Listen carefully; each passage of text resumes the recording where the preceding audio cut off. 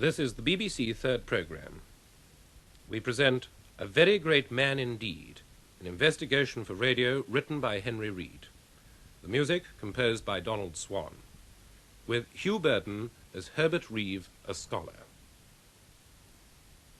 The late Richard Shewin has been justly called the poet's novelist. Other and abler pens than ours have done justice to the work that earned for him the title of the Balzac of the 20th century. It is now 10 years and more since he died, but his great series of novels are still strikingly relevant to our predicament today. Indeed, Shewin may certainly be regarded as the noblest precursor of the Second Elizabethan Age. But his literary glory is not our theme, nor is it any part of our aim to trace the magical spell that Shewin has cast over his younger fellow craftsmen, though it may be fairly said that scarcely a novelist since has been untouched by his influence. We have only to think of the late Sir Hugh Walpole, cut off in the plenitude of his powers, or of Mr. Graham Greene and Mr. Angus Wilson, happily still with us. The glory of all this, we have said, is not our theme, which is no less than the man himself. Even so, it is in Shewin's actual fiction that we find our first hint for an attempted discovery of the man behind the words. The first clue, we might almost say. At the close of one of his earliest novels, The Hot and the Cold, Mrs. Heppel and Peter Scutcheon are discussing the death of the man they have both, in their different ways, loved. It may be remarked in passing that Shewin's narrative style has not, in The Hot and the Cold, perhaps shaken itself quite free of certain early influences. No matter. It is a young man's book. Mrs. Heppel is talking with Scutcheon. But no, dear friend.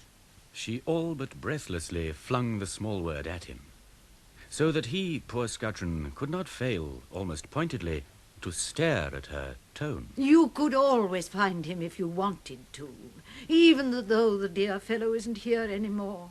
Scutcheon was ruefully to admit to himself for many years after that it was her fine eyes rather than her fine words that did it for him, which didn't, however, at that moment keep him from all doubtfully putting to her, You could, you mean, find him in... Yes? She smilingly invited. In The Horrid Mother, you mean? He had all but pronounced, when Mrs. Heppel swept the horrid mother so magnificently out of the way, and with her, as Scutcheon forcibly sensed, the horrid brothers and sisters as well, that it was some small minute before he, still hazily, disengaged that she had done this only to sweep them with one of her high gestures ever so gloriously back again. Then who, my dear... He was just about to face her with, when she, instead, faced him, and quite fairly and squarely let him have it. All of them. The whole jolly lot. She radiantly brought out. They all had a parcel of him. He was never, poor fellow, his own. They divided him, but with an unscrupulousness, among themselves. You'd only ever understand him if, quite triumphantly, you understood the whole family as well. Which, he pertinently blurted, I almost, don't. The end. Let us confess it frankly, that early passage seemed to offer us the very key with which in the end we might unlock Shewin's own heart. You'd only ever understand him if, quite triumphantly, you understood the whole family as well. Yes. Upon that hint we sought. We knew, of course, that the unpleasant family in The Hot and the Cold was in no sense a picture of Shewin's own family. Nevertheless, his family was our starting point. And looking back now, it is a not unmoving experience to recall our first venture into the Shewin penumbra. The day of our first encounter with Mr. Stephen Shewin, the novelist's one surviving brother, happily still with us. An interview so graciously accorded, so immediately illuminating, and so reassuring about the soundness of our method. It was a day in April. We were received by Mrs. Stephen Shewin, at all times so unsparing in her efforts to help us.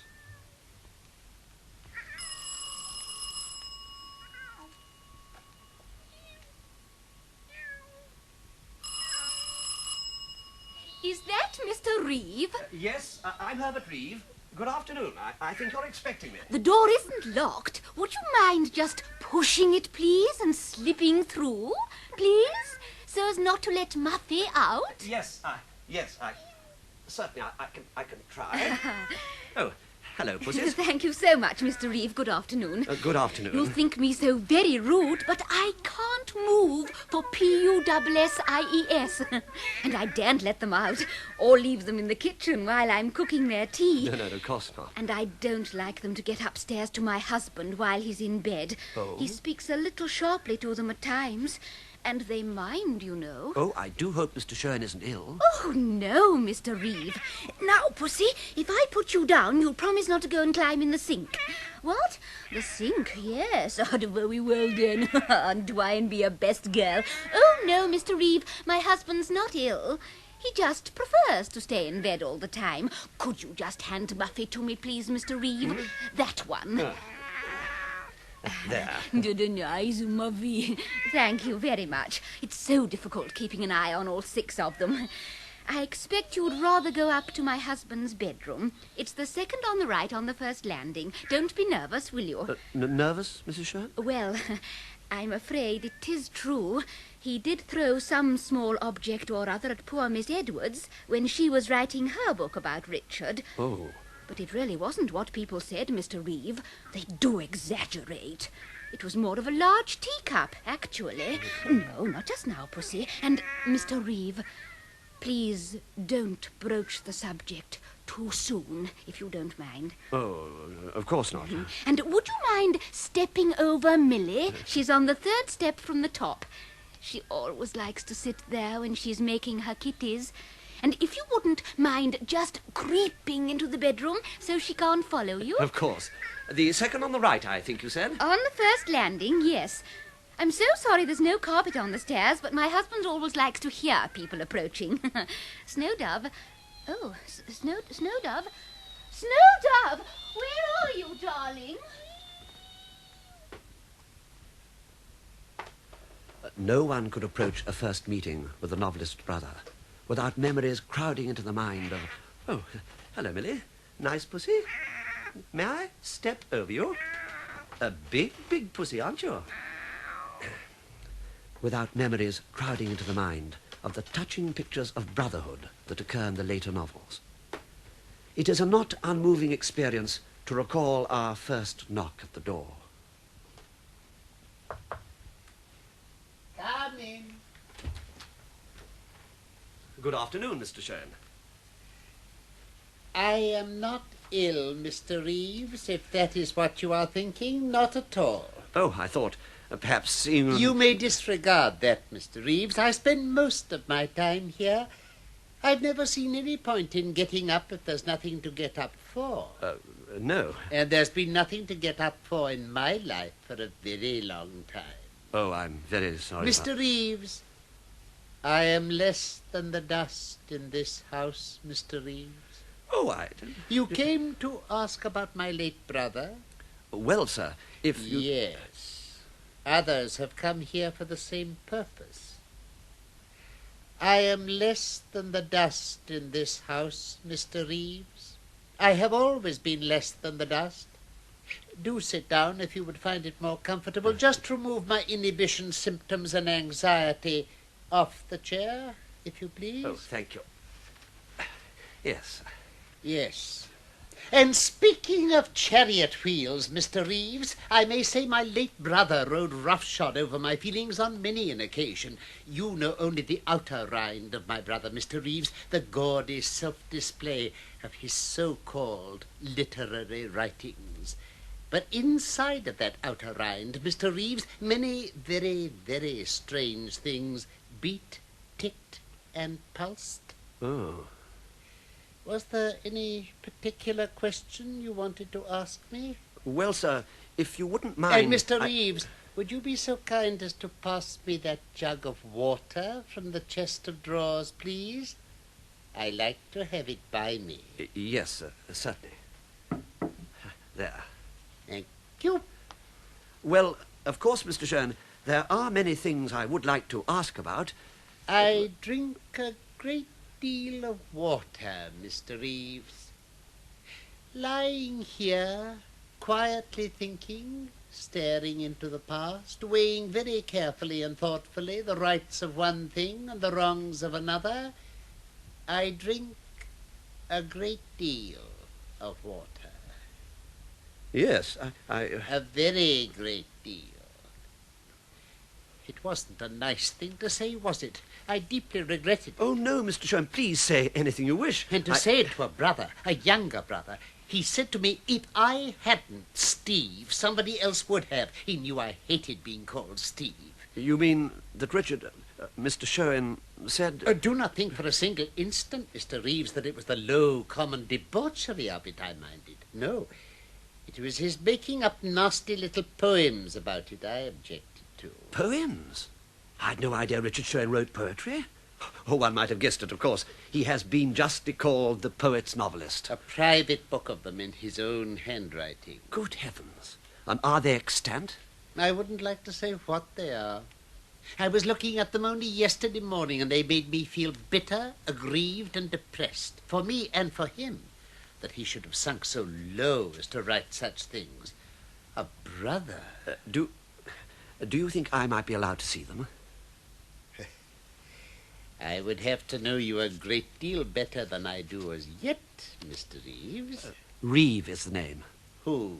Mine. Yes, I suppose it is. Perhaps I shall show them to you, Mr. Reeve. Perhaps I shan't. Time alone will tell. Mr. Reeve. Yes, sir? If you cared to turn your head, Mr. Reeve, you would see a picture hanging on the wall behind it.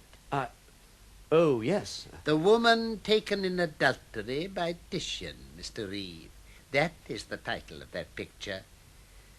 And still it did no good.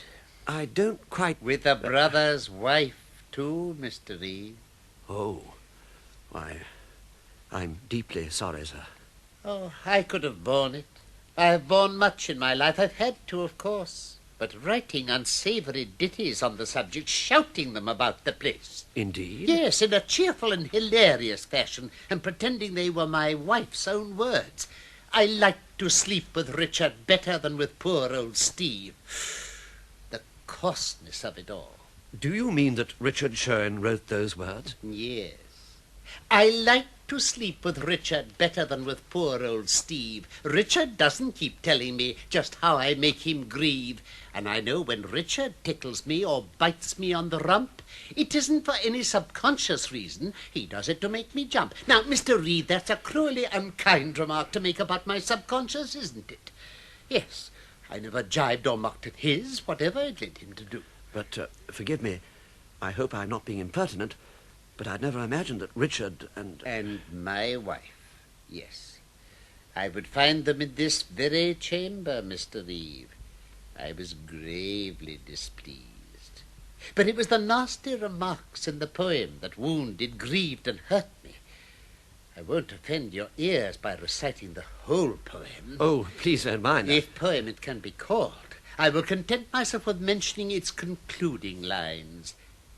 So that's why I leave poor old Stephen and hop over to Richard instead. Psychology is all right in the proper place, but I know what I like in... Now, to think of it, Mr. Reeve. Why, if we don't take our psychology seriously, where are we? Where are we? Nowhere. Nowhere. I've always taken my psychology very seriously. That's why I'm able to do without doctors. I have an anxiety neurosis, Mr. Reeve. An anxiety to please. An anxiety to do the very best I can for other people, whoever they may be. But Richard used to take advantage of it. He would take advantage of anybody's. You take advantage of my anxiety neurosis, Richard, I used to say to him. And one day he said, well, thank God it isn't a you-know-what, he said. And that was a very unkind thing to say also, Mr. Reeves, because he knew as well as I did that I had a you-know-what. Why, Mr. Reeves, in those days I just couldn't step off a moving staircase. I dreaded it, Mr. Reeves, dreaded it. And a lot of sensitive people are just the same. It's not a laughing matter, is it? No, no, no, no. I'm very sorry at what you told me, Mr. Shewin. I can understand your distress. Yes. All we can tell ourselves, I suppose, is that genius is a law unto itself. Mr. Reeve. Yes, Mr. Shewin? Mr. Reeve, when you go away, would you be so very kind as to just slide yourself round the door so that the cat, Millie, does not get into the room? Oh, of course, sir. I do hope I haven't... Oh, don't regard that as an intimation to depart, Mr. Reeve. Please resume your seat. Oh, thank you. I suppose you've interviewed other people on the subject of my late brother. Well, I intend to, of course. I have plans to call on a great number of people. I wonder if you'd be visiting the... Oh, but no, of course you wouldn't have heard of them. Whom are you referring to, sir? I never met them myself, of course. I just knew the address, that was all. Well, sir, perhaps you would... I've no doubt they knew more about him than his unfortunate family ever did. He probably wasn't as mean with them as he was with us, or as ruthless. With whom, Mr. Shewin? The two Miss Burkleys, B-U-R-K-L-E-Y. You haven't met them, I suppose. Miss Adela Burkley and Miss Elizabeth Burkley. No, but if... The address, Mr. Reeve, is in Shepherd Market and runs as follows. 17 Beach Street, W1. Just let me write that down, will you? It's so kind of you. I suppose you will never visit me again, Mr. Reeve. If I may, sir, I should be honoured to call at any time you'll allow me. Then pray do, Mr. Reeve. I'm anxious to do my best for you, or for anyone in the whole wide world if it comes to that. It's what I live for, after all. I have no doubt other qualities of my late brother will recur to my mind at intervals. Well, what you have already told me does, of course, to some extent, upset certain preconceived ideas I had. Yes. But no doubt things will fall into their place. Your brother, after all, Mr. Shewin, was probably the greatest literary figure of our... Mr. Reeve. Yes, sir? Mr. Reeve, when you go away, would you be so very kind as to just slide yourself round the door so that the cat Millie does not get into the room? Oh, yes, of course, sir, certainly. Well, I must be off. Thank you so much, Mr. Shewin, for all your very great kindness to me. Yes. It was, as we have said, a not unmoving experience to see for the first time in the flesh the Shewin family face. For clearly, in the features of the great novelist's brother, Mr. Stephen Shewin... Oh, so sorry, Pussy. Oh, dear. How was he, Mr. Reeve? Forgive me for not asking you into the kitchen, but pussies are having their tea. How was he? He was most kind and helpful. Did he mention his brother at all, I wonder? He's always so very reticent. And I'm afraid there was sometimes bad blood between them, Mr. Reeve. Yes, he was very frank, I'm afraid, Mrs. Shewin. He is nowadays sometimes, yes. No, Pussy, of course it was a long time ago. I've quite forgiven him. Forgiven? Oh, one does, you know, Mr. Reeve. One has to. And really, he's a very simple man, my husband. I hope you didn't get the idea that he took Richard's wife away from Richard. No, Mr. Shewin said nothing that even made me suspect such a thing. Oh, no, it was she who led my husband astray. Poor Richard was very upset he'd never enter this house, you know. What? Really? No, not today, Pussy. But of course, Mr. Reeve, it's far in the past. Better to forget it. You will come and see us again when the maid is in and I can give you tea. Thank you very much. And, Mr. Reeve, if you could just go through the door without opening it, Muffy has got her eye on it. Now, I thought a Muffy promised to be our best girl this afternoon. A full consideration of the great richness of Richard Shewin's domestic relationships will perhaps have to wait until later. It is even possible that complete and accurate details are not yet available. What Professor Grilling has called the brother motive in Shewin's later work offers the student particularly fascinating, if somewhat baffling, material. It is, of course, but the other side of the sister motive in the novels of his early middle period. In The Up and the Down, for example, or The Light and the Home, to name but two. But, as many a critic has asked, where did this intimate knowledge come from? For Shewin had no sisters. We think we are at last able to cast light upon that question. It was indeed with something akin to certainty that at Mr. Stephen Shewin's suggestion we approached the presence of the Misses Adela and Elizabeth Burkley. Here, surely, if anywhere... You'd think it would never stop, really. My sister says she's never known rain like it. No, indeed. Beg pardon? I said, no, indeed. Yes. You knew Mr. Shewin very well, I believe, Miss Burkley. Beg pardon? I imagine you knew Mr. Shewin very well. Well, you know. Of course, he was always very nice. Oh, yes, everyone says so. Very nice indeed, and considerate, too. Did he discuss his work very much, I wonder? Beg pardon? Did he ever vouchsafe any information about what he was working on? Well, he was always very nice, of course. I meant, did he... I hope all this doesn't seem impertinent, Miss Burkley. Beg pardon? I hope I'm not taking up too much of your time. Oh, no, certainly not. Did you know Dickie Shewin at all? Oh, was he ever called Dickie? I didn't know that. Oh, well, no, not really, of course. I usually called him Mr. Shewin. So did my sister. He really liked her the best, I think. She should be here by now. Yes, I look forward to meeting her. She's blonde, of course. I beg your pardon? Almost platinum, really.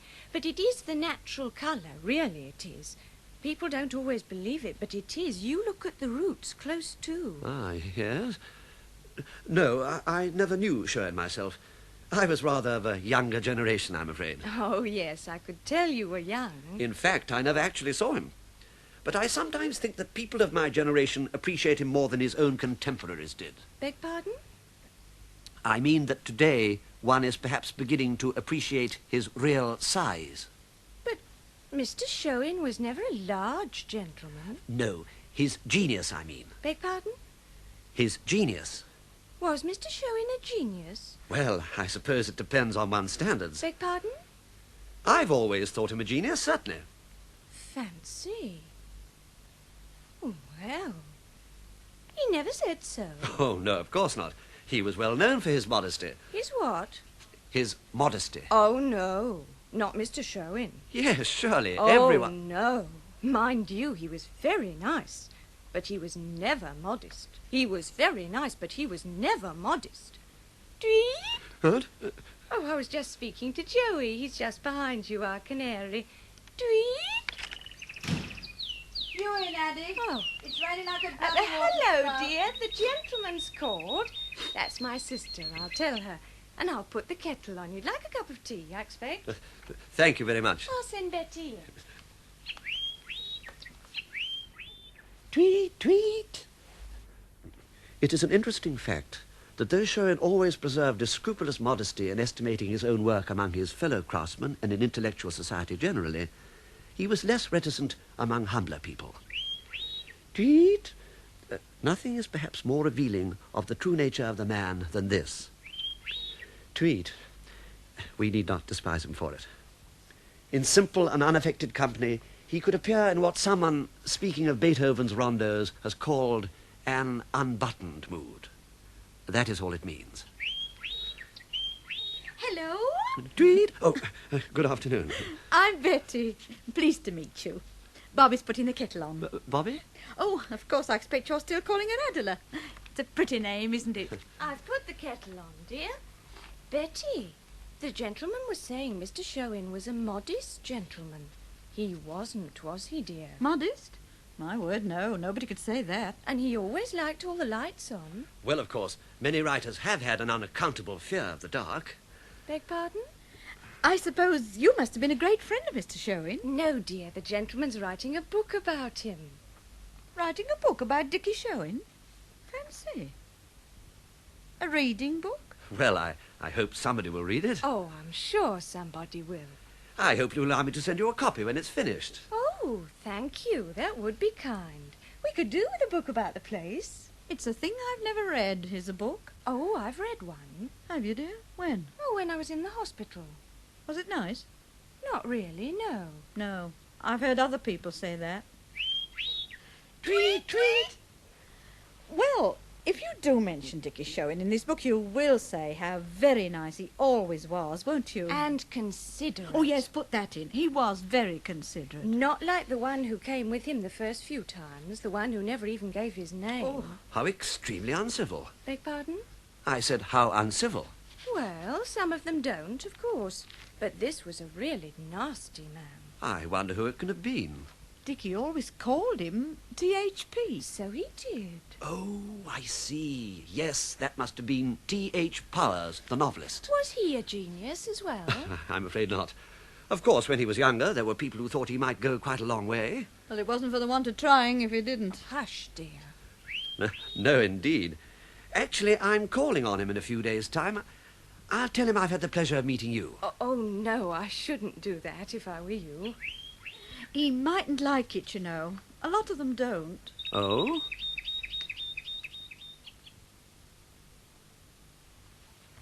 One is always venturing onto dangerous ground in drawing parallels between an author's fiction and what we know of his life.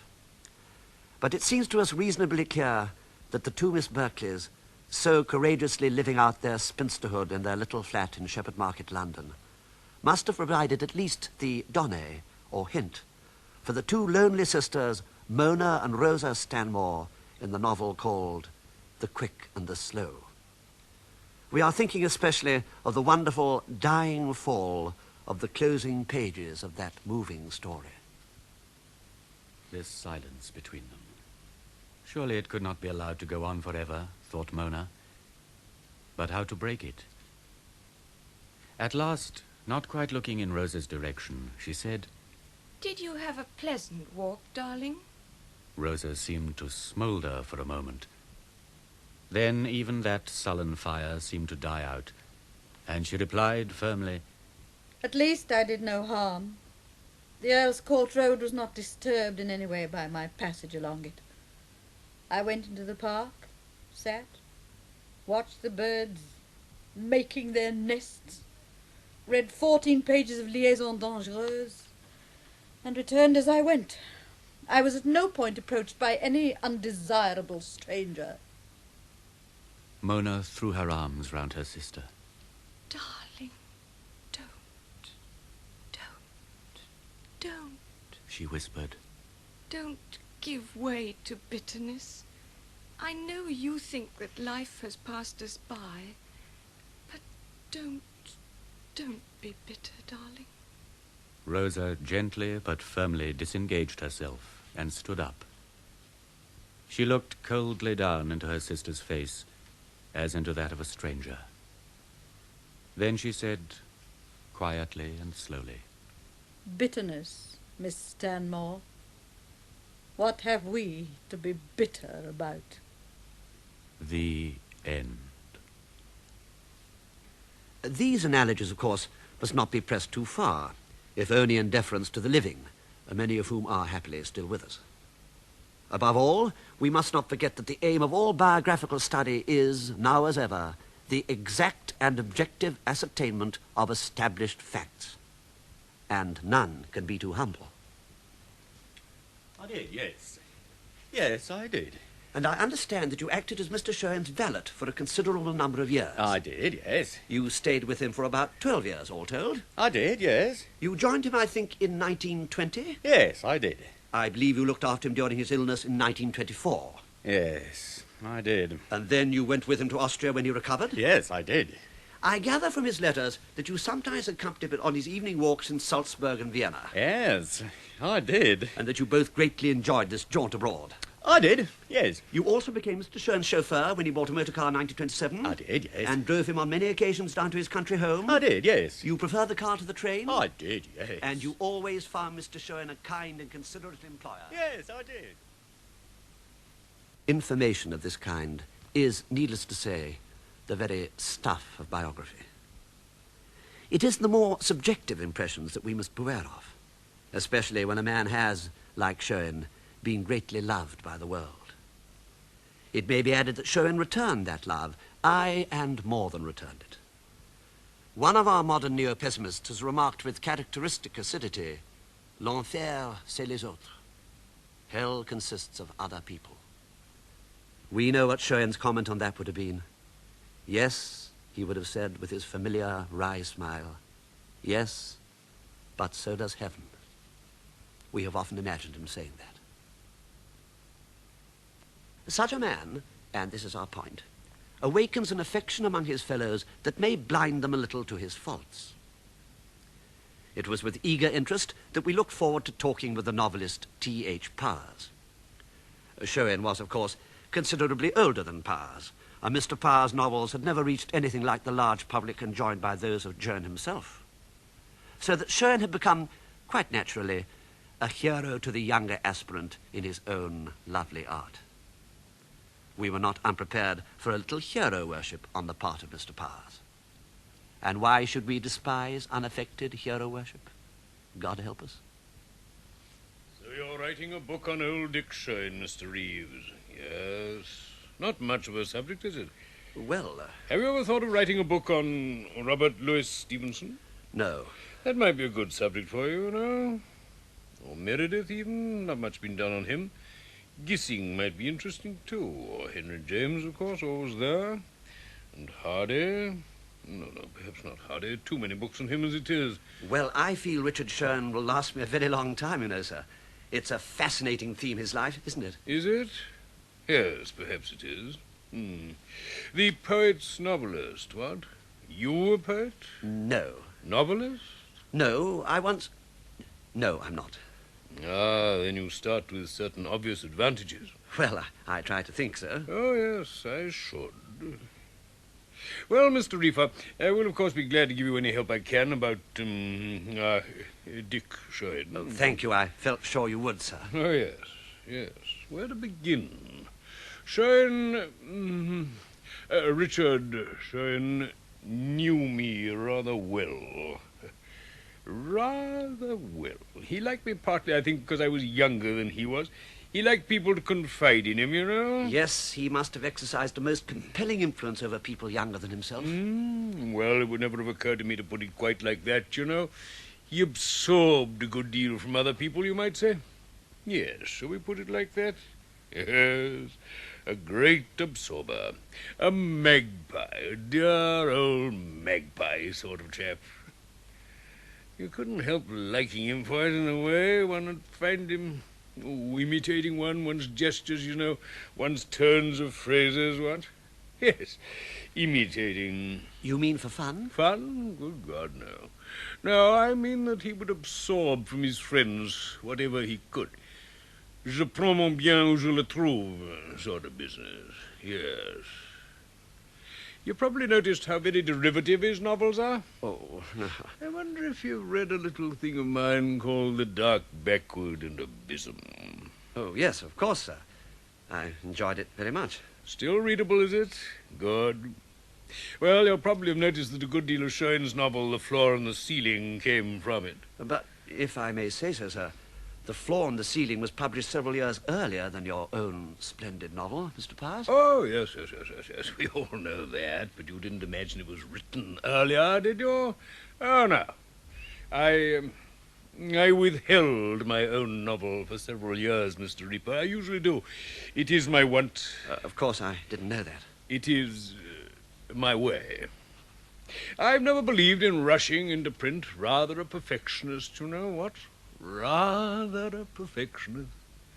Shewin wasn't. Of course, I was very, very, very fond of the old thing. Yes, I believe everyone was. Oh, I wouldn't say that.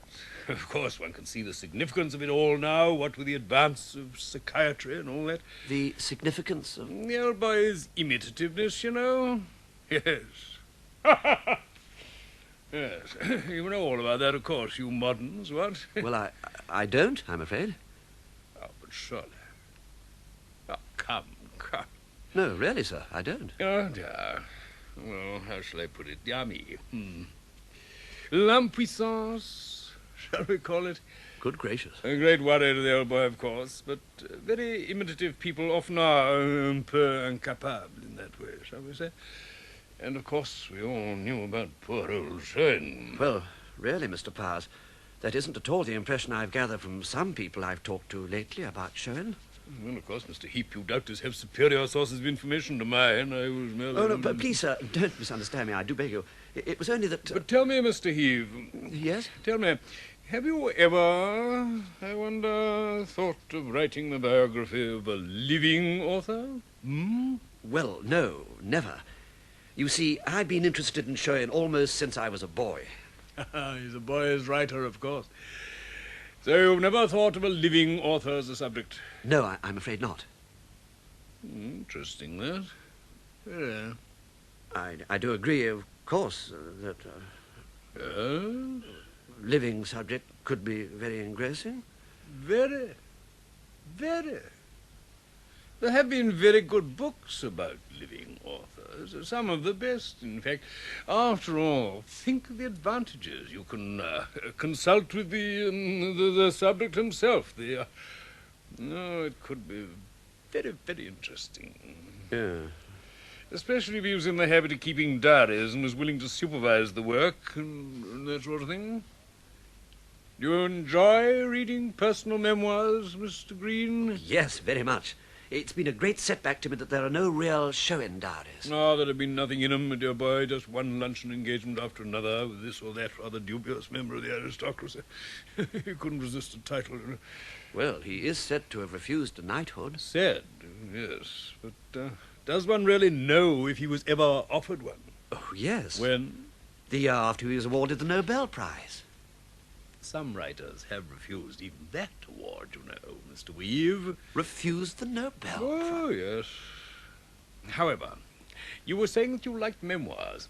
I have myself written about 22-folio notebooks full of memoirs. I've knocked about quite rich, you know. I think you might find them rather fascinating.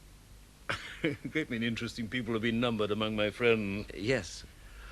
Oh, of course. Yes? I'd quite forgotten. How rude of me. No. 2 friends of yours asked to be remembered to you. Oh, how kind, my dear fellow, both of them and of you. Who were the dear creatures? The Miss Burkleys. Who? Miss Adela and Miss Elizabeth Burkley. They live in Beach Street, just off... Mr. Treves. Well, really, sir, they... Mr. Treves. Is this blackmail? Mr. Powers. You despicable thing. Is this blackmail, sir? It is, unfortunately, quite true that Shewin's surviving diaries are little more than engagement books. But they reveal a good deal of the rich social texture of Shewin's life. For over 20 years, he lunched or dined out almost every day during the London season. Many of the people whose names he noted in these little pocket volumes are, alas, no more. But his surviving friends have told us much about the part he played in the dazzling political and social life he so well portrays in such novels as The Bang and the Whimper. We are especially indebted to Lady Blackie, who can look back on more than 70 years of social life in London, and into whose clusters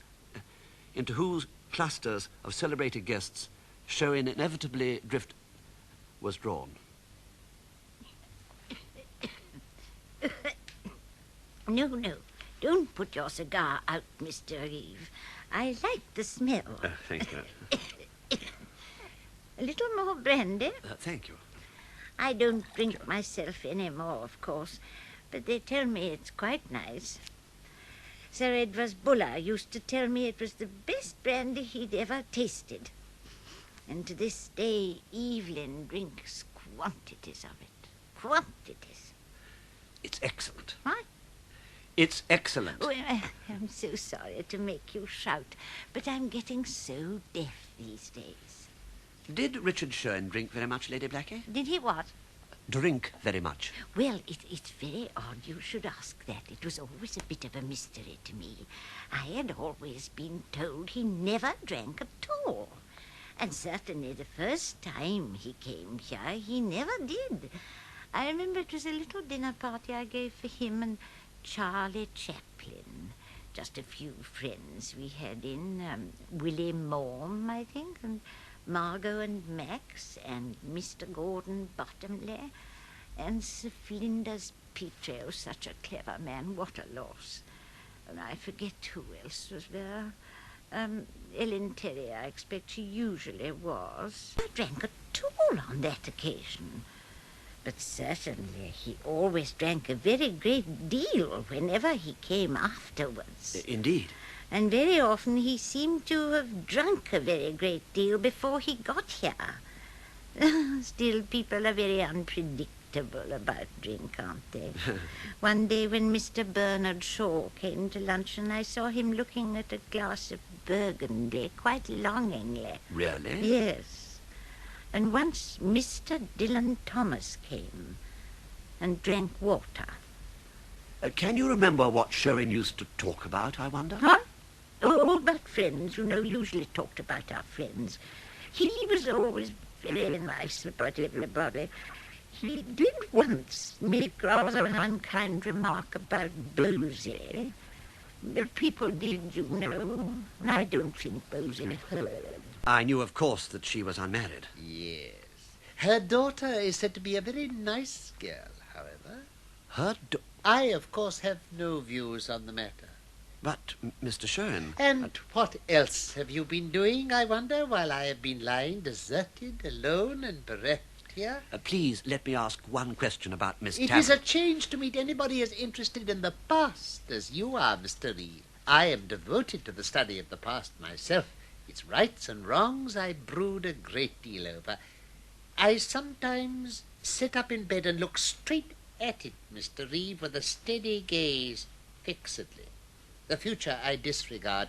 One cannot have eyes in the back of one's head, can one? No. And my late brother's literary executrix. You've seen her, of course. Miss Rich. I'm seeing her next week. It's very difficult to make an appointment with her. She's so busy the whole time. You will find her very interesting, no doubt.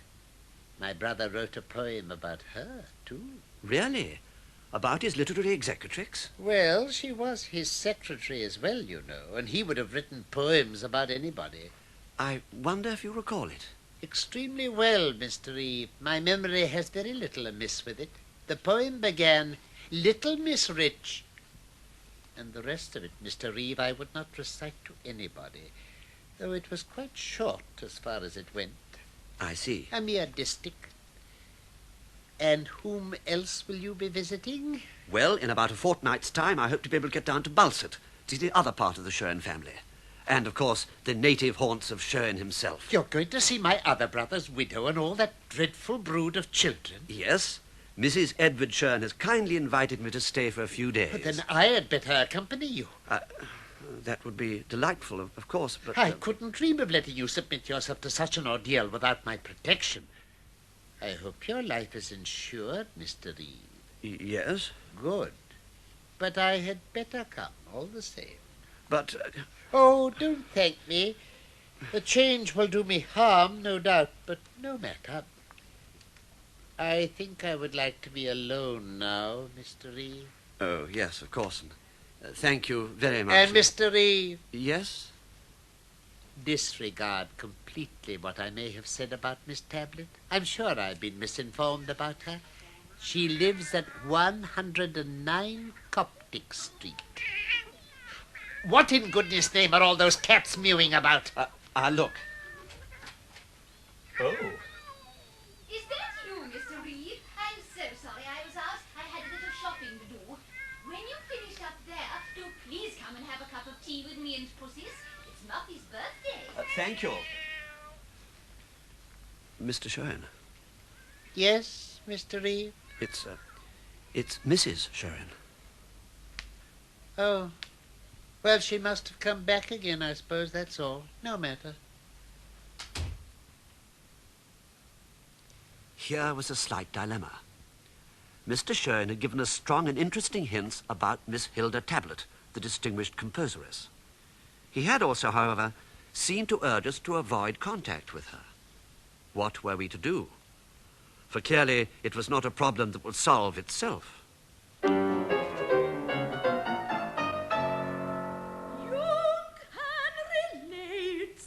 He saw in John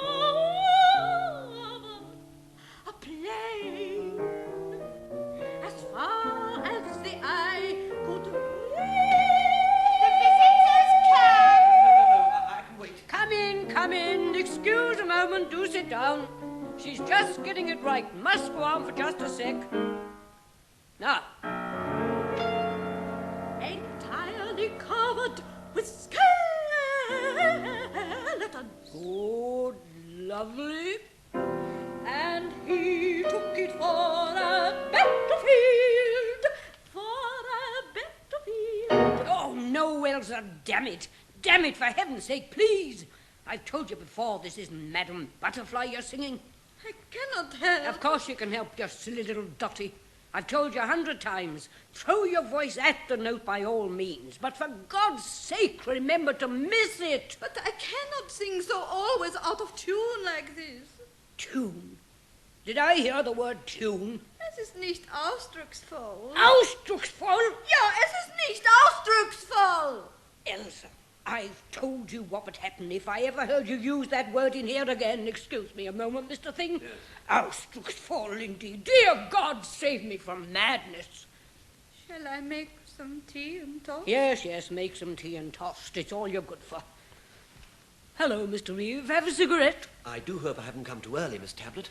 You did say 4. Perfectly okay. Sorry about Elsa. Been rehearsing all afternoon. New piece of mine. Like what you heard of it? Very much. Though, of course, it's difficult for me to judge. Without the orchestra, you mean? Yes, yes. Actually, it'll only be 4 trombones, 1 harmonium and a mandolin. But I agree it doesn't sound much on the piano. Who are the words by? Well, that bit was Schopenhauer, of course. Ah, yes. I've assembled the words myself from here and there. 8 chunks of them. Isaiah, Emily Dickinson, St. John of the Cross, Schopenhauer, Herrick, Cyril Connolly, Homer and Paul Dane. Oh, it'll be all right, I think. It's called Nocturne. You look nice. You write, I think you said in your letter. Yes, I'm... Wouldn't like to do me a libretto on Gide's Faux Monnaie by any chance? Well, I'm afraid it's not quite my line. Oh, well, never mind. You wanted to talk about Dick Shewin. Yes, if you... Sure. Elsa, don't bring in the tea till I call. Mr. Reeve and I don't wish to be interrupted. Jawohl. Yes, jawohl, and don't think what you look as if you're thinking. Nice girl. Mad, of course. Like her? Yes, Oh, she's all right. Good voice, too. If only she didn't make everything sound like a cross between Brahms and Benjamin Britten. Insofar as it's possible to distinguish between the two, of course. She's your daughter, I suppose. My what? Your daughter. Oh, that's a good one. I give you 9 marks for that. Oh, she's been taken for my niece before now by a few nice-minded people. Oh, but that's a new one on me. Well. I'm very sorry. Don't give it a thought. You know, you look rather like Dick Shewin. Look like? Well, no, not really, I suppose. Still, I'm glad it's you writing a book about him. Most writer chaps are so ugly. Well, You know all about him and me, of course. Not... Well, I mean, you know what he did with me. No. I'm Madeleine, in the head and the heart. I didn't know. No, Miss Tablet. Oh, I never minded. I didn't really give him the push as hard as all that, of course. Well, there was never any question, of course. Still, he did come rather a smacker over it, poor devil. I knew that he had been in love with you, Miss Tablet. Yes. Love. Yes, he was in love with me. I was not able to return that love, Mr. Reeve. No. But I respected it. I was honoured by it. And, of course, I never minded about Madeleine. Good book, I thought. Oh, very. But forgive my mentioning it, Miss Tablet, but Madeleine in The Head and the Heart is actually dead, you know, before the book opens. Yes, well, there you are. There it is. Or was, rather. I was quite proud, really. One always is. I regarded it as a sort of enshrinement. That sort of colliony, you know. And after all, it was a 2-way traffic. Hell, you can't get away from the soul, can you? Hilda? What? Would the gentleman like a pair of boiled eggs with his tea and toast? Good heavens, no, girl. Sorry, I mean, you don't want a pair of boiled eggs with your tea and toast, do you? No? No, Elsa, of course he doesn't. Go away. I shall go back to Vienna. Listen, Mr. Beat. I'll tell you something about Dick Shewin I've never told anybody else except Elsa. And she didn't know what I meant anyway. It's very kind of you. Just shut up and listen, will you? Mr. Beat, in my piano sonata, Opus 43, the basic tone row is F, B, C sharp, G, D, A, F sharp, B flat, G sharp, E, C, D sharp, as you probably know. Yes. Well, old Dick Shewin and I used to talk, you know, a hell of a long way into the night sometimes. Indeed? Oh, it was only talk, don't get ideas. But it was good talk. Of its kind, it was the best talk I ever remember. What was it about? Do shut up. I'd been working on my sonata all day, I remember. I was bogged down in it. It's such a light, airy sort of a little thing. I expect that will surprise you. Well, don't spread it about, old cock. But originally, the D sharp in my basic tone row was where the B flat is now, and vice versa. Well, one night, I was seeing old Dick Shewin off the premises, and I was just about to shut the front door when I noticed he was still looking up at me from the pavement. We stared at each other in the half-dark for what must have been, a good minute, I suppose. Then, very gently, he lifted his hand, and in that quiet, slow way of his, he said, "Good night, Hilda, old chap." Then he went away. I watched him out of sight. I closed the door very gently. And suddenly I knew. Knew? Something told me. Told you what? I'd got to swap the bastards over. In my basic tone row. B flat and D sharp. Oh. That's all. Makes the work, of course. That's Dick Shewin for you, Mr. Reeve. In an interval of 5 semitones, you may write a whole ruddy book about him, but you'll never get him expressed as briefly as that. Oh. Listen, Mr. Reeve, can you turn over? Turn over? Music. I'll play that piece for you, so help me. It's about somewhere. I got it out for you. Well, here it is. Damn it, I'll play it. I expect you'll find my writing a bit hard to follow, but just turn the pages over every time I shout out, "Now," will you? Certainly. Good. Ready? Yes. Right.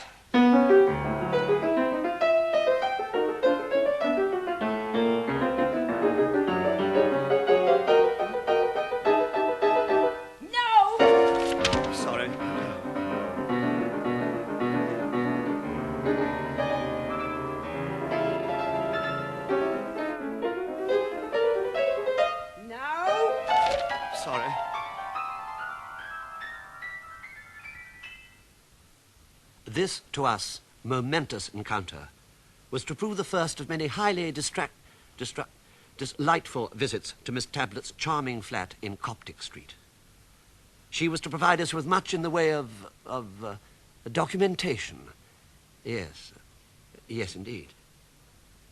Documentation is, of course, indispensable to biographical study, and we are especially grateful to Miss Eileen Rich for help on certain difficult technical points connected with our work. Miss Rich, well known for her distinguished work in the Ministry of Home Consumption, was Shewin's secretary in his later years. And during his last illness, she managed to get us... she was appointed his literary executrix. Shewin cherished always a warm regard for her. Indeed, he is known to have written at least one unpublished poem about her. As we have noted before, only the first half of this has so far come to light. It runs as follows. Little Miss Rich. I'm sorry to have kept you waiting, Mr. Reeve. I've had a busy morning, and I must get back to my office in 8 minutes' time. It's most kind of you to see me. You've doubtless brought a list of the questions you wish to ask? Well, not exactly a list. I should have remembered to ask you to do so. I usually do ask that of Mr. Shewin's biographers. Are there many others, Miss Rich? What did you wish to know, Mr. Reeve? I wished, first of all, to ask if the manuscript of Shewin's last unfinished novel is still in your possession. It is lodged with the bank, of course, but I have charge of it. Do you think I might, at some convenient time, be allowed to see it? No, I'm afraid not, Mr. Reeve. I see. I wonder if you could give me an idea of when it might become available for inspection. Oh, yes, certainly. There's a definite date fixed. You'll be able to see it any time after May the 14th, 1992. Oh, I see. I rather wonder if I shall still be here, too. We all have to ask ourselves questions like that at times, Mr. Reeve. One can but hope. Exactly. And the legal documents in connection with the Shewin-Eversley lawsuit in the First World War. Can you tell me anything about the accessibility or otherwise of those? Those, Mr. Reeve, will certainly be available as from February 22nd, 2017. A.D.? I beg your pardon? May I just make a note of that date? February the 22nd, 2017. What a charming coincidence. It will be my 103rd birthday. Indeed. Is there anything else? I wanted to say that various people have shown me long and rather intimate letters written to them by the late Mr. Shewin. I hope you'll be so kind as to allow me to quote from them. I will answer that question by letter, Mr. Reeve, if you will allow me. Oh, thank you. So that there may be no mistake. Thank you. There is just one other point, Miss Miss Rich. It is rather a problem. I've been shown a group of letters. You may perhaps have seen them yourself. They are in the nature of love letters addressed to Shewin. They're all signed with the initial D. I wonder if by chance you know who D was. Yes, Mr. Reeve, I do. I wonder if you'd be willing to divulge her identity. No, Mr. Reeve, I'm afraid not. Oh. And now, if you'll forgive me, I must return to my office. Any help I can give you at any time, of course. What a theme for the biographer such a man provides. One might spend a lifetime in its pursuit, nor would such a lifetime have been ill-spent. But when all is said and done, there is one spiritual climax to such a quest, which, once achieved, is never quite to be repeated. We mean the first moments when we set foot in a great man's early scenes, his native heath, as it were.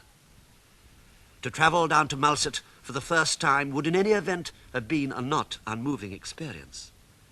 To make the journey in the company of the poet's brother was a further enrichment. Indeed, our debt to Mr. Stephen Shewin at all times during our researches would be difficult to express in words. It is costing me a great deal to make this journey with you, Mr. Reeve, quite apart from the fare. But I can never contemplate my brother Edward's enormous family without the extreme of revulsion, disgust, and shame. But, Mr. Shewin, it was you yourself who suggested accompanying me. Oh, I couldn't have let you face the whole monstrous brood unprotected. It would not have been like me. Are there so very many of them? Well, there's Edward's widow and 12 children. You may, of course, not consider that many. 12? Are you quite sure, Mr. Shewin? Quite sure, Mr. Reeve. I see. The eldest is now 23, I believe. Yes. The others are, respectively, 22, 21, 20, 19, 18, 17, 16, 15, 12. My brother was away in Turkey for some time. 11 and 10. The ostentation of it. Well, some people like large families. That was not their origin, Mr. Reeve. It was Richard again. Richard? You probably are unaware that my brother advertised his intention of leaving the entire fortune that his so-called literary writings brought him in equal parts to all his nephews and nieces. It was nothing more than a low spirit of competition that brought so many horrible little creatures into the world. I refused to engage in it, which didn't, of course, prevent my brother from writing unseemly verses on the subject. Indeed?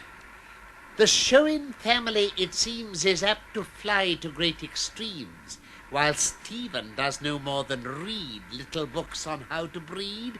On the other hand, my brother Ned mistakes his home for an oyster bed. The commonness of it.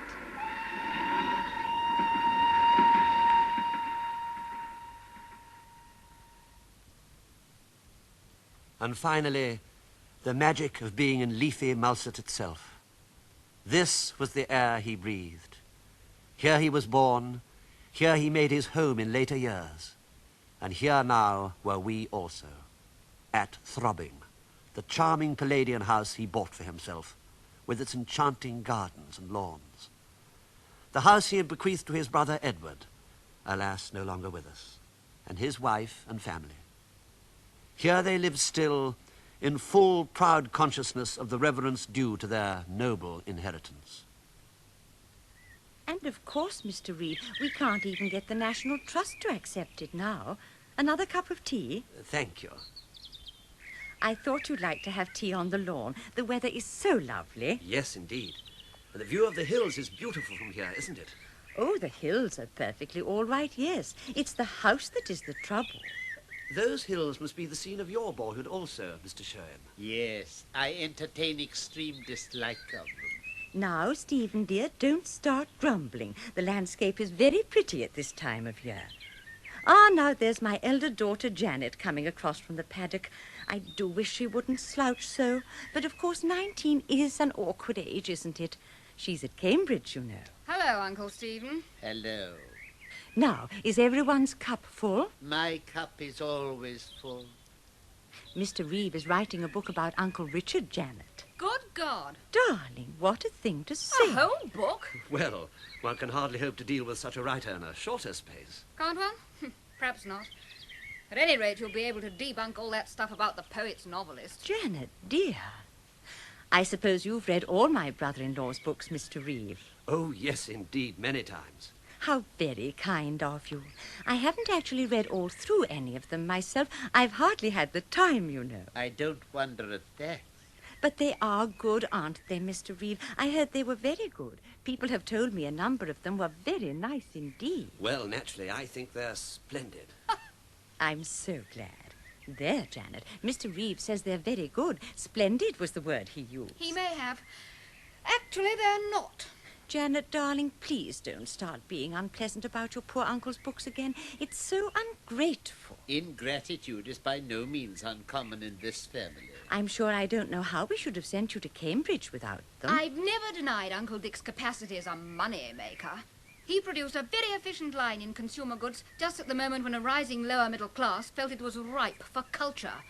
Hordes of reviewers from Eton and Oxford were ready to tell them that this was culture, so they bought it. Oh, dear, I don't know why it is, but young people are so unjust nowadays, aren't they, Mr. Reeve? Oh, a little, perhaps. Actually, I can't think anybody's been at all unjust to Shewin. Shewin's early novels... Dear, don't call your poor uncle by his surname like that. It sounds so mannish. Oh, sorry, Mother.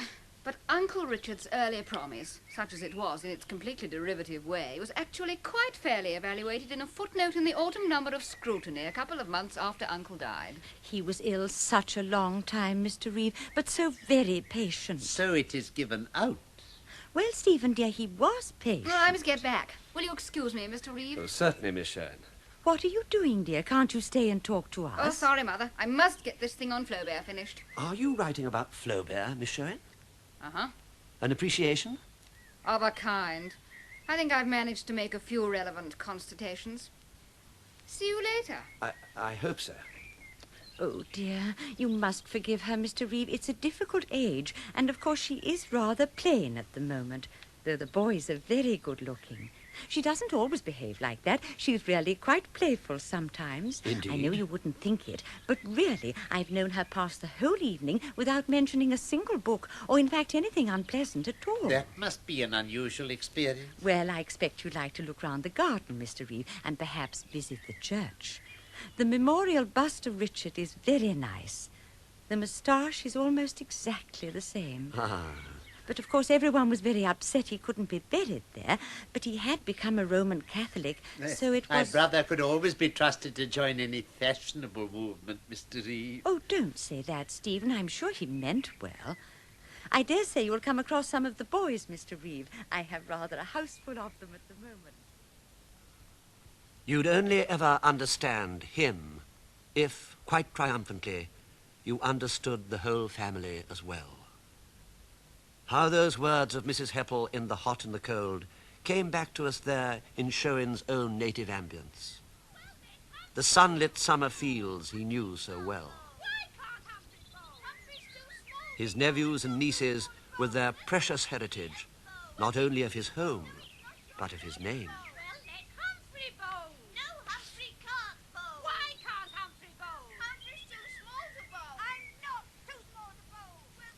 Hello, sir.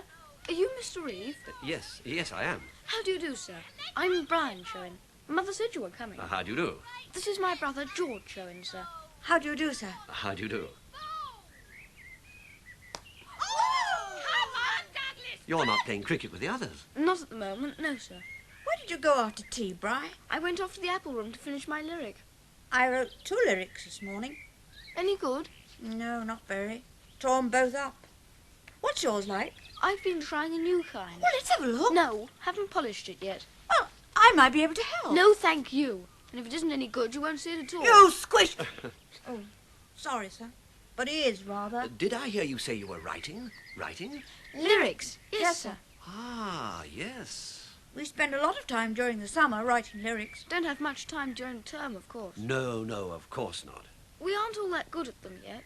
Would you get a glance at some of them, Mr. Reeve? Oh, come off it, George. We can't expect Mr. Reeve to be interested in that sort of thing. Oh, no, I suppose not. Sorry, sir, I forgot. No, my dear chaps, I'd be delighted to see them. I might even be able to place some of them for you. Place them, sir? Well, I mean, I know 1 or 2 publishers. Oh, I see, sir. How jolly nice. Of course, they're not much without the music. The music? Yes, our brother Owen does the music. Would you like to go up to the house and hear some? Very much, yes. Owen's music is terrific. A composer in the family as well. Oh, yes. We must get him to sing Brian's latest for you. Oh, I don't know. Oh, yes, Brian's latest is terrific. Oh, it's nothing, really. It's ever so good, sir. It's a good title, too. What is its title? Oh, it's just a piece called Don't Hurt My Heart. Really? Ah, yes. Don't Hurt My Heart. Shall we go up? We can go to the kitchen garden. How very easily, how very lightly the young write of sorrow's touch. It seems that youthful genius has instinctively a knowledge of those depths which experience has not yet, thank God, led it to. How well Shewin himself understood this. How much he himself would have sympathized with the poetic precocity of Masters Brian and George Shewin, happily still with us. Owen, can we come in? Yes, come in. What do you want? Oh, Owen, this is Mr. Reeve. He's writing a book about Uncle Dick. This is my brother, Owen Shewin, sir. How do you do? How do you do, sir? Mr. Reeve wants to hear the new piece. Yes, he wants you to sing Don't Hurt My Heart. You mean you want me to? Don't you take any notice of them, Mr. Reeve. No, really, I should be awfully pleased if you would play and sing for me. Well, if you really mean it, sir. Of course he does. He wants to hear Don't Hurt. Come on, Owen. Well, if you're sure. Come and watch from this end of the piano, Mr. Reeve. You'll get the full effect from here. Don't order Mr. Reeve about like that, Brian. I'm sorry, sir, but really it's smashing from just here. Thank you. Well, of course, Mr. Reeve, this hasn't really had the finish put on it yet, so you will bear that in mind, won't you, sir? Go on, Owen. Okay. And, of course, it isn't really much without the band parts. Still, here goes. Jolly good chords, aren't they, Mr. Reeve? Shh.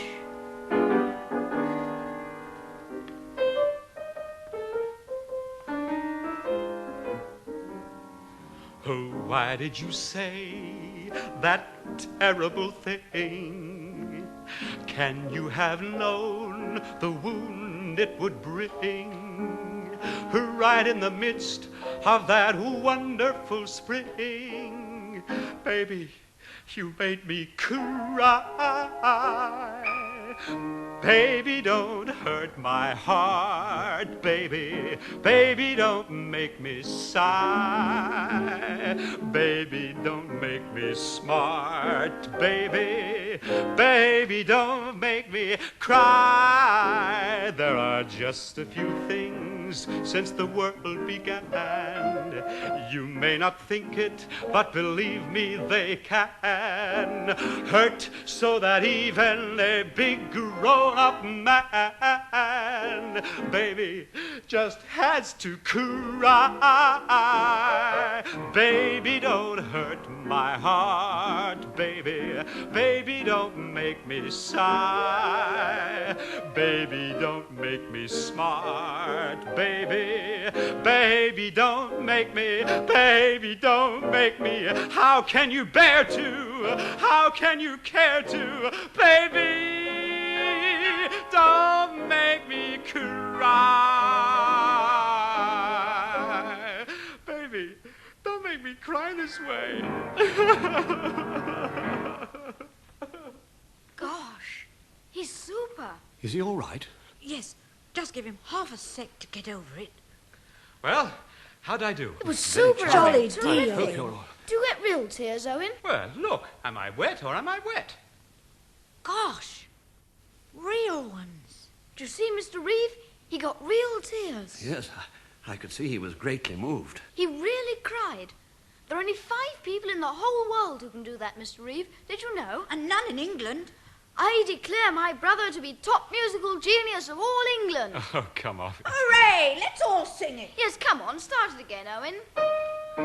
Baby, don't hurt my heart, baby. Baby, don't. The fire of creative genius.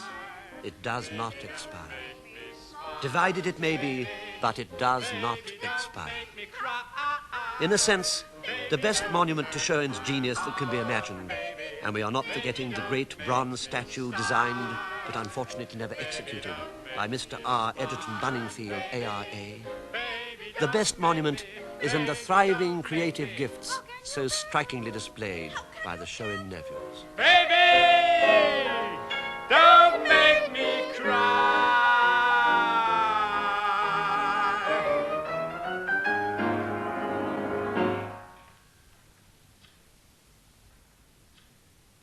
A famous phrase from Shewin's last completed work comes to one's mind. We live in others. No one can read the moving passage in which it occurs without the ghost of the great novelist seeming to hover, perhaps with his familiar wry smile, over the page. Let us look at that page. It is the last scene from that final exquisite study in the ambiguity that attends all human relationships, the arse and the elbow. Roderick, the young and dissolute airman, has died in action. Grace, the girl he has possibly ruined, though we are left intentionally unsure of this, of course, talks in her distress to Father Tippet, the uncertain priest, who has, again a beautiful ambiguity, failed to save him. The two characters utter their elegy over him. It begins with Grace's pathetic cry, But what shall I do, Father Tippet? She asked. Go out and look for him, my child, He replied. Look for him, Father Tippet? Whatever do you mean? He's dead. Roddy's dead. How can you joke about such a thing? We have all of us just died in some sense or another, my dear. He said. All of us. He added. All of us and all of the time. He went on. Throughout the whole of our lives, a great poet once said that. At least, I suppose he was a great one. I wouldn't know any longer. But, Father Tippet, what use is poetry to me now? This poet, my dear, was a great sinner, you might say. But he was also a little touched with sanctity. Perhaps, who knows? All great sinners are. Oh, I don't understand all this, Father Tippet. I only know... She stopped, as if she didn't quite know what it was she only knew. The rain still poured down outside. It would already be flooding the Red Lamp district downtown. Father Tippet waited for her to go on. You had to wait with the young, however thirsty you were. You couldn't just send them away. I don't understand. She said. I don't understand. She repeated. None of us, except God, can understand everything, my child. And he, well, it's an old commonplace, we can only pray it's a true one. To understand all is to forgive all. And perhaps God forgives all. Wondering what more there was to say, He scratched his groin furtively, then remembered and stopped. He looked down at the young, upturned face, and pity twisted his dry mouth and stomach. It doesn't matter if they are pasty-faced, so long as they're young. What a bad priest he was. Go out and look for him, my child. He had said that before, but it was almost as if he wasn't saying the words himself. But where, Father Tippet? He's dead. Suddenly, Tippet seemed to know what it was he had to say to her, though he couldn't possibly have told anybody why. He said, We live in others, my dear, and the greater we are, the more we live in them. And Roddy, our Roderick, well, our Roddy was perhaps a very great man indeed. The end. A Very Great Man Indeed was written by Henry Reed. The production was by Douglas Cleverton. This was the cast: Herbert Reeve, Hugh Burton; Stephen Shewin, Carleton Hobbs; Connie Shewin, Gwen Cherrell; Muffy, a Pussy, Vivian Chatterton; the Mrs. Adela and Betty Burkley, Janette Richer and Marjorie Westbury; Richard Shewin's valet, Frank Duncan; T.H. Powers, Norman Shelley; Lady Blackie, Betty Hardy; Hilda Tablet, Mary O'Farrell; Elsa Strauss, Marjorie Westbury; Miss Rich, Cecile Chevreau; Nancy Shewin, Dorothy Primrose; Janette, her daughter, Gwen Cherrell; Owen, Brian and George, a few of her sons; Denis, Quilley, Anthony Reese and Marjorie Westbury. Shewin's narrative prose was read by Frank Duncan. The fragment of a piano sonata and the settings of Schopenhauer and Don't Hurt My Heart were composed and played by Donald Swann. The program was recorded. It was a new production of the program which was first broadcast in September 1953.